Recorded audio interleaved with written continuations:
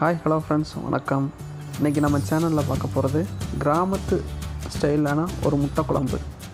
இதில் மிளகாப்பொடி, மல்லிப்பொடி தவிர வேறு எந்த மசாலா பொடியும் கிடையாது. வாங்க வீடியோ பார்ப்போம்.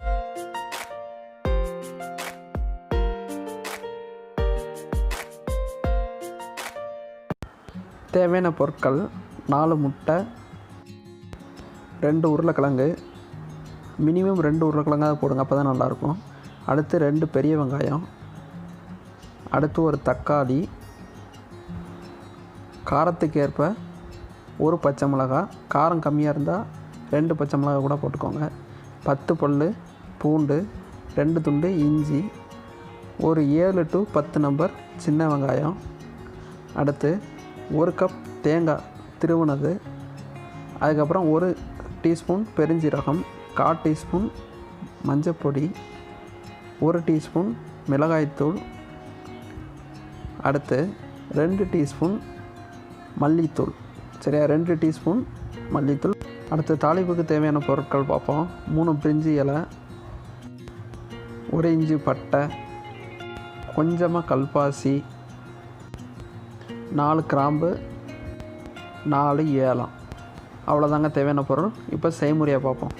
ஃபஸ்ட்டு மிக்ஸி ஜார் எடுத்து பூண்டு, இஞ்சி, சின்ன வெங்காயம், திருவுன தேங்காய், பெருஞ்சீரகம், இதை 4ஐயும் நல்ல மையாக அரைச்சிக்கோங்க. நல்ல பேஸ்ட்டாக, ஃபைன் பேஸ்ட்டாக அரைச்சிக்கோங்க. ஃபைன் பேஸ்ட்டாக அரைச்சா இப்படி தான் இருக்கும்.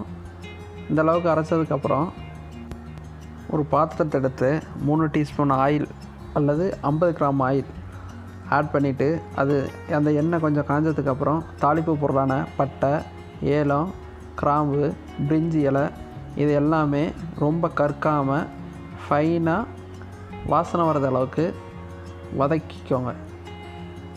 சரியா, வதக்கினதுக்கப்புறம் கரெக்டாக அந்த 2 வெங்காயம், பெரிய வெங்காயத்தை நம்ம வெட்டி வச்சுருந்தோம், அந்த 2 பெரிய வெங்காயத்தையும் போட்டு மறுபடியும் சாட்டை பண்ணுங்கள்.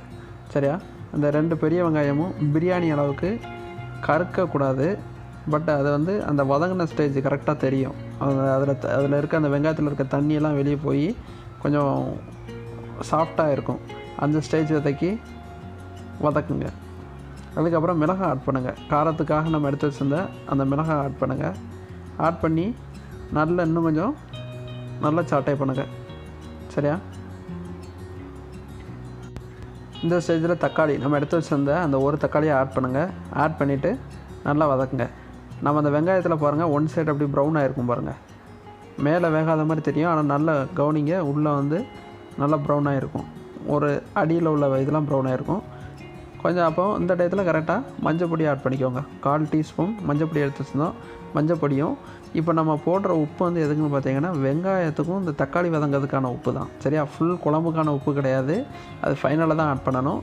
இப்போ நம்ம போடுற உப்பில் நல்லா இந்த வெங்காயமும் தக்காளி, மஞ்சள் பொடி எல்லாமே ஒன்றா கரெக்டாக மிக்ஸ் ஆகி ஒரு ஃப்ளேவர் கொடுக்கும். சரியா, ஓரளவு இப்போ நல்லா ஃபைனாக வதங்கிட்டு பாருங்கள்.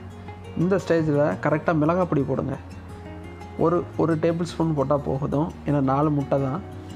1 டேபிள் ஸ்பூனும் 2 டேபிள் ஸ்பூன் மல்லிப்பொடியும் போடுங்க. மல்லிப்பொடி போட்டு இந்த பச்சை வாசனை, மிளகாய் பொடி பச்சை வாசனை போத அளவுக்கு ஒரு ட்ரை ரோஸ்ட் பண்ணுங்கள். நல்லா ட்ரை ரோஸ்ட் பண்ணிங்கன்னா அந்த வாசனை நல்ல அந்த வாசனை நீங்கள் பக்கத்தில் இருந்து அனுபவிச்சா தெரியும். நல்ல சூப்பராக ஃப்ளேவர் கொடுக்கும். ஏன்னா நம்ம கறி மசால் பொடி எதுவுமே ஆட் பண்ணல. ஸோ அந்த கறி மசால் பொடி ஆட் பண்ணாமல் இந்த பட்டை, கிராம்பு ஒரிஜினாலிட்டியாக நம்ம செய்யும்போது அதோடய ஃப்ளேவரே தனி. இப்படி தான் கிராமத்தில் செய்வாங்க.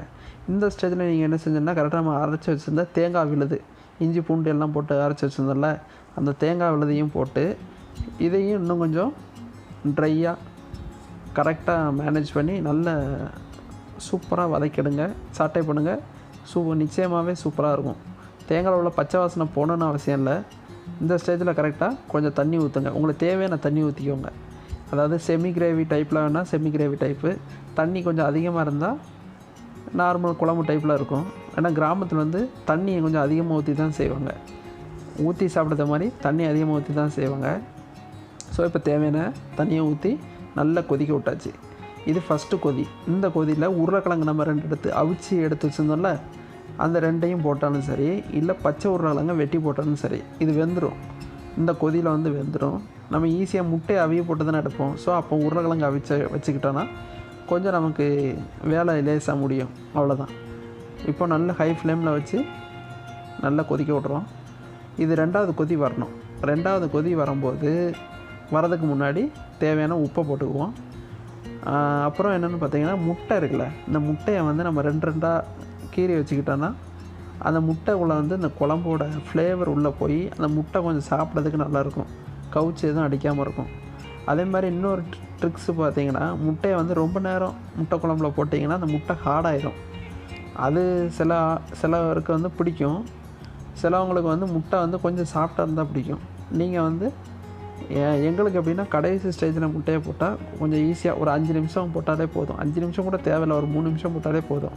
அந்த முட்டை சாஃப்டாக அப்படியே இருக்கும். ஃபைனலாக மல்லித்தலை, புதினா, கொஞ்சமாக இருந்தாலும் புதினா, கருவேப்பிலை இதெல்லாம் போட்டு இறக்குனீங்கன்னா அருமையான அட்டகாசமான கிராமத்து ஸ்டைலான முட்டை குழம்பு வந்து ரெடி. இதை வந்து நீங்கள் தோசைக்கு தொட்டு சாப்பிட்லாம், இட்லிக்கு தொட்டு சாப்பிட்லாம், சாதத்துக்கு தொட்டு சாப்பிட்லாம். இது உண்மையுமே செம்ம டேஸ்ட்டாக இருக்குங்க. ட்ரை பண்ணி பாருங்கள். இந்த வீடியோ பிடிச்சிருந்தா சேனலை லைக் பண்ணுங்கள், சப்ஸ்கிரைப் பண்ணுங்கள். மறந்துடாமல் செஞ்சு பார்த்துட்டு கமெண்ட் பண்ணுங்கள். நன்றி.